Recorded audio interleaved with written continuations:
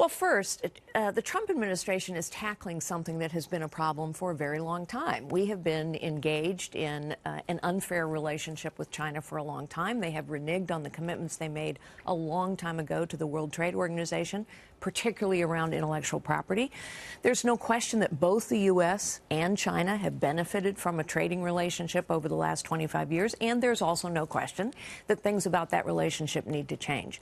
I think the issue now is tit-for-tat tariffs aren't going to work.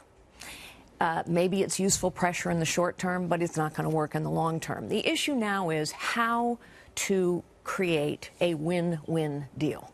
The Chinese have to have a win here. Not only do all successful negotiations include a win for both sides, but particularly for the Chinese, and I've negotiated with them for decades, right. The Chinese have to have a way to save face and find a win.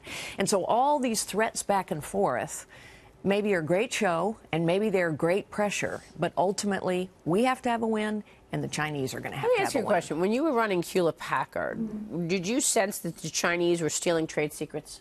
Oh, absolutely. Was there theft at HP? Oh, yes, absolutely. And in fact, we had ongoing discussions with the Chinese about black marketing of our printers, of our cartridges, with the theft of our intellectual property.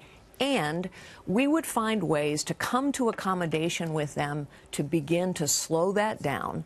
Frequently, that accommodation was below the headlines. They would actually respond. And that's why I think all the publicity at a certain point becomes counterproductive. At a certain point, there's got to be a win for both sides here. You make a really good point, and it's really good input that we're getting from you. So we want to go back to that.